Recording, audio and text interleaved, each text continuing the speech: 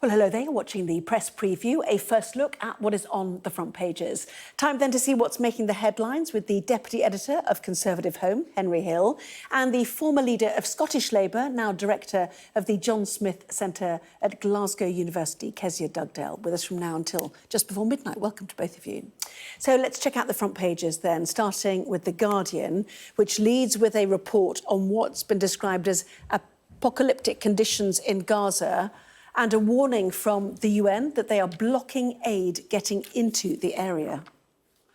It's a done deal. That's how the Metro describes the new treaty signed by the UK and Rwanda to send asylum seekers there for processing from next year.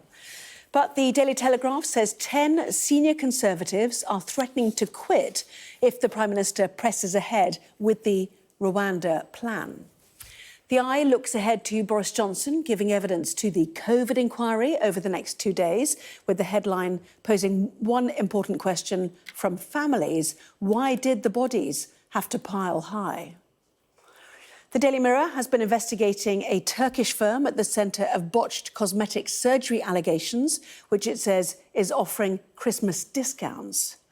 Well, the Financial Times reports that UK car makers have been granted a 3-year delay on tariffs on new electric vehicles, which were to come into force from January the 1st.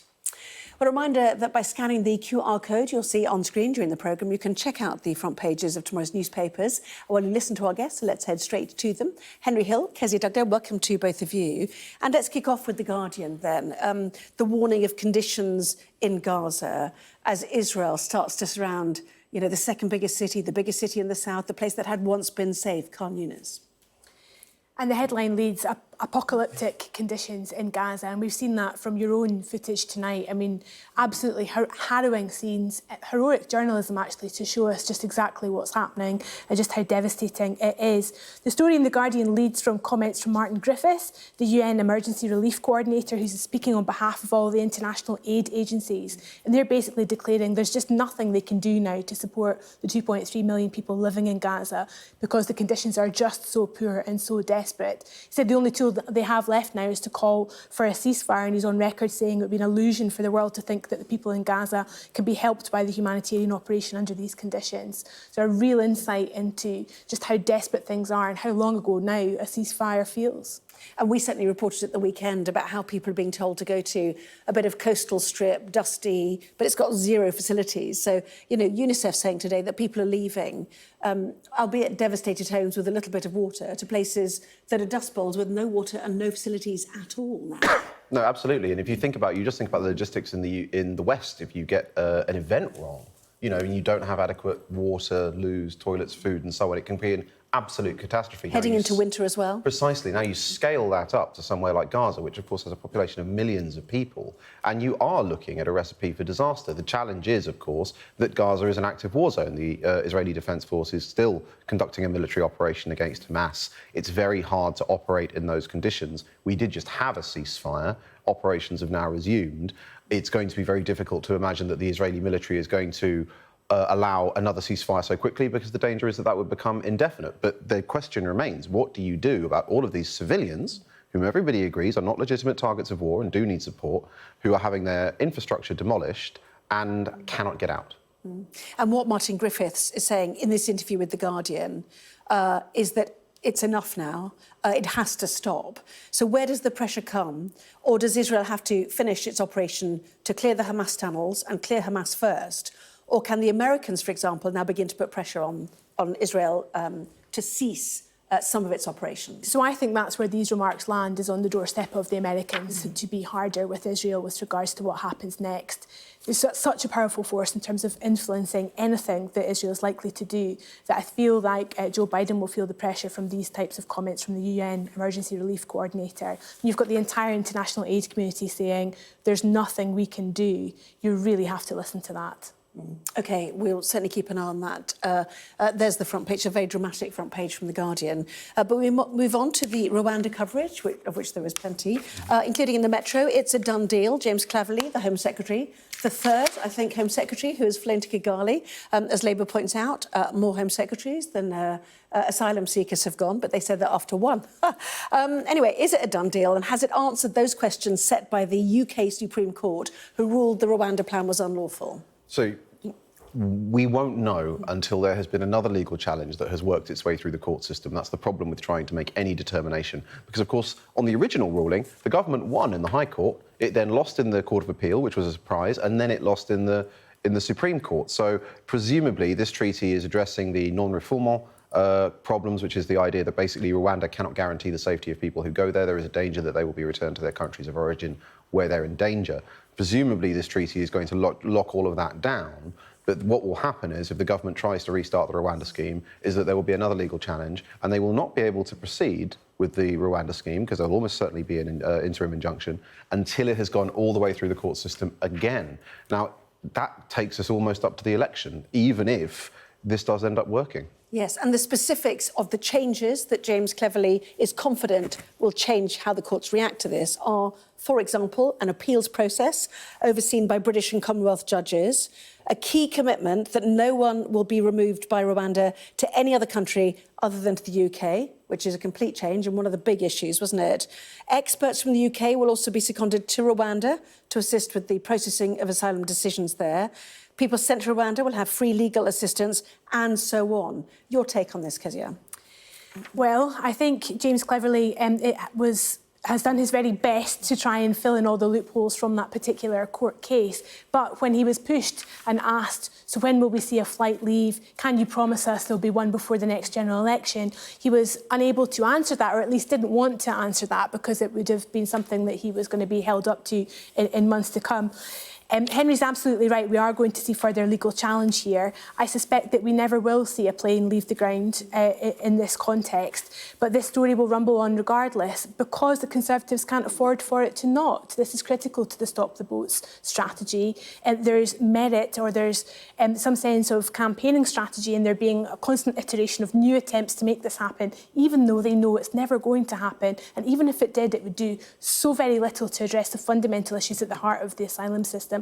That's about processing in Britain. It's not about flights in Rwanda. Yeah, it's a big week for migration, isn't it? The efforts on legal migration at the start of the week, many people suggesting it means that you can't be a Brit and fall in love abroad, but we'll come to that a bit later on, possibly. We've had the Rwanda visit by the Home Secretary. We know it's going to be brought before Parliament as well, effectively to deem Rwanda safe. And yet the Tories, Henry, are chewing themselves up about this again, aren't they? Front page of the Daily Telegraph, ministers threaten to quit over Rwanda flights law. Bring us up to date. Well, yeah, so the Telegraph has not said who they are, but apparently 10 members of the government have threatened to resign if the Prime Minister pushes ahead with this sort of full fat option of using notwithstanding clauses to essentially set aside Britain's ECHR commitments in the case of Rwanda, or using a bill to declare Rwanda safe in British law, which you can do in the British Constitution, but effectively what would just cut through and short-circuit most of these objections that have been causing legal challenges. That's what the right of the party wants. But as you say, people on the left of the Conservative Party are saying that actually that's a red line for them, and if the government starts playing fast and loose with those commitments, then they will resign from the government. And of course that will again completely derail Rishi's latest effort to fight back. But on the other hand, if he doesn't do it and he stalls again, there are at least as many MPs on the right of the party, with the ERG and all the rest, who are equally prepared to cause trouble. ERG, the European Research Group. Yeah, Common Sense. Yeah. And the New Conservatives, yeah, all of them. There's three groups on that side. Absolutely. And on the One Nation side, I think I heard today there's 106 Tory MPs on that side. I mean, it's two trenches, two tribes going to war on this again. Here we go again. And yet, does it distract from actually trying to get a policy that works for the British people? Well, the policy that would work for the British people would be to invest in the asylum system here in the United Kingdom. And that's the one thing the Tories seem really reticent to want to do. Specifically in what way? In terms of processing backlog? addressing the backlog, and that's about people in the Home Office sitting there processing through the applications. That costs money, that's a bigger state, that's lots of processes that the Conservatives don't naturally like. That's why they're so focused on 3-word sentences like stop the boats and 1-word answers like the Rwanda policy. It's not enough. And you can see the damage that having such a kind of infantile approach to an issue has within the party itself. You've got, as you see, internal warfare within the Conservative Party. This is the new Europe when it comes to the Conservatives. It will rumble on for 12 months to come. It will define the election.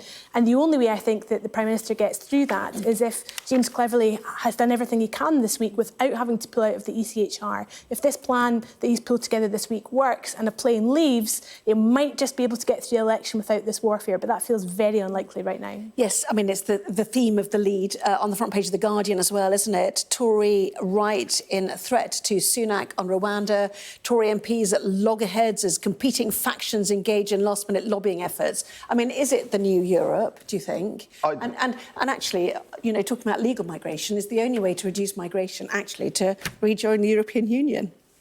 Oh, good Lord, no. I mean, the old Yes. Europe is worse even than the new. I mean, you're talking about an extra 500,000. Oh, can you imagine? I mean, there is an argument that but the EU has quite an effective way of keeping people from outside Europe out, and maybe that would be the argument. I'm not entirely sure how that would play.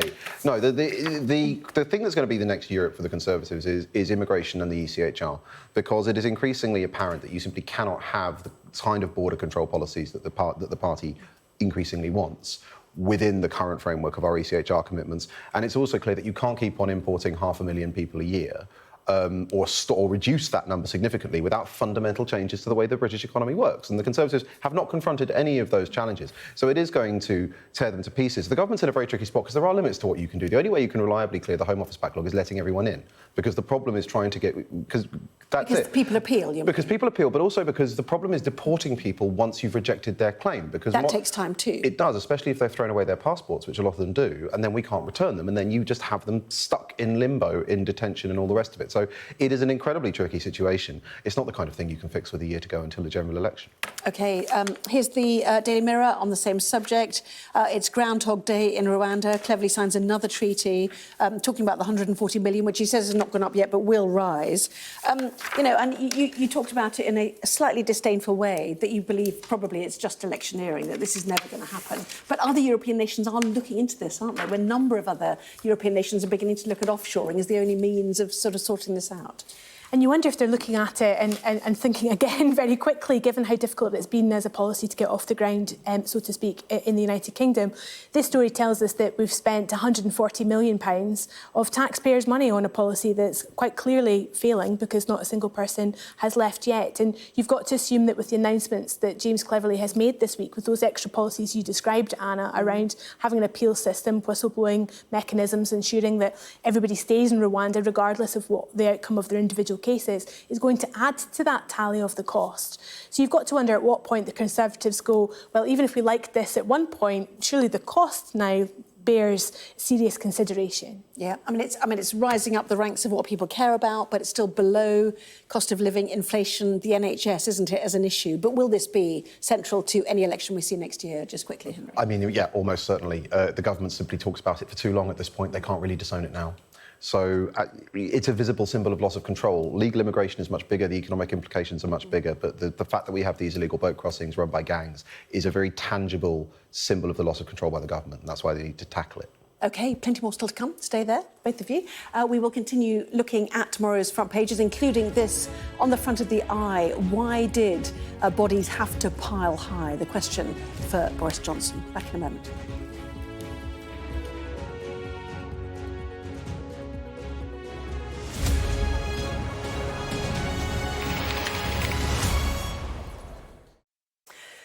Well, welcome back to the press preview. We are joined once again by the Deputy Editor of Conservative Home, Henry Hill, and the former leader of Scottish Labour, now Director of the John Smith Centre at Glasgow University, Kezia Dugdale. Welcome to both of you. Boris Johnson, COVID inquiry, the next 2 days, takes us to the front page of the Eye. Henry, why did the bodies have to pile high? Yeah. So the former Prime Minister is going to be giving evidence for 2 whole days, which means it's all we're going to be talking about, and we get to relive again the glory days of Boris Johnson's administration when he Partygate and all the rest of it. And it's going to be fascinating to watch. I really don't like the way we do inquiries in this country because they're very slow and time-consuming and expensive and all the rest of it. But given that we do them this way, watching Boris Johnson have to defend his decisions on the basis of line-by-line scrutiny by a KC is going to be something special. And there are important decisions that have to be interrogated, like those early decisions right at the beginning about when we went into lockdown. Potentially that had those decisions decided whether huge numbers of people lived or died, right? Now, the politicians are operating under extremely difficult circumstances, and it's important that, it's very easy for journalists especially to sit here with the benefit of hindsight and kind of pronounce on what the politicians should have done in the heat of the moment. But it's vital that if something like this happens again, given that before the pandemic we thought the UK was one of the best prepared countries in the world, and we weren't, that we learn those lessons, and hopefully we will get some light as well as surely an awful lot of heat. Yes, and let's just see the Daily Telegraph's coverage on this as well. The COVID inquiry should look at the harms of lockdowns. It's something he also wants to see. But as you say, our focus will be on that for the next 2 days. I do want to just touch on the Daily Mail, if you don't mind, Kezia. Junior doctors' strike, the longest in NHS history, at a very, very busy time of the year, obviously. Absolutely, and I think we thought when Rishi Sunak had his last reshuffle and Steve Barclay was moved out of the health post, this might be a reset moment for all the strikes that were happening within the NHS. And it's very quickly gone back to a bit of the same old with the new Health Secretary, Victoria Atkins. So she was in negotiations with the BMA and the junior doctors, trying to kind of reset that deal and make a bit of progress. But the BMA, according to the Daily Mail, have hastily walked out of that situation. So you've got nurses, pharmacists, paramedics and consultants back at work, junior doctors still out on strike. 3 days before Christmas, 3 days early in the new year, the worst possible time. That said, though, you've got to remember that for people who have taken the Hippocratic Oath, striking is the absolute last thing they want to be doing. And if the government would negotiate a fair pay deal for them, this wouldn't be happening. So, of course, it's a very heavy angle on the story from the Daily Mail. There is a decent case there for why the junior doctors are striking, but they're doing so at a very difficult time for the country. Kezia Dugdale. Henry Hill, lovely to have you both on. Thank you. For now, at least. We'll see you for the 11, of course.